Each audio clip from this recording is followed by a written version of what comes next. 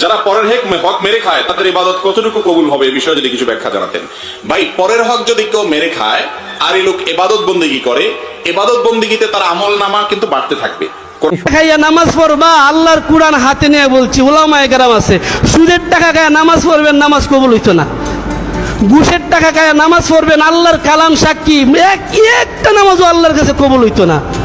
অবৈধ টাকা খাইয়া ইবাদত করবেন, একটাও কবুল হইতো না।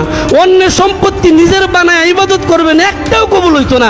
একটা হজ না, 50টা হজ করলেও আল্লাহর কাছে কবুল হবে না যদি নিজের সম্পত্তিটা হালাল না রাখতে পারেন। এই পোশাকটা যদি হালাল না রাখতে পারেন, গায়ের রক্তটা যদি হালাল না রাখতে পারেন, এই হালাল রক্ত না হইলে হারাম রক্ত দিয়া, হারাম পোশাক দিয়া, হারাম সম্পত্তি দিয়া আল্লাহর কাছ থেকে ইবাদত কবুল করাইবেন, জান্নাতের আশা করবেন। ওলামায়ে কেরাম আছেন, আল্লাহর কালাম সাক্ষী, আশা করে লাভ নাই, আশা করে লাভ নাই। তো মনে করছে সারা রাত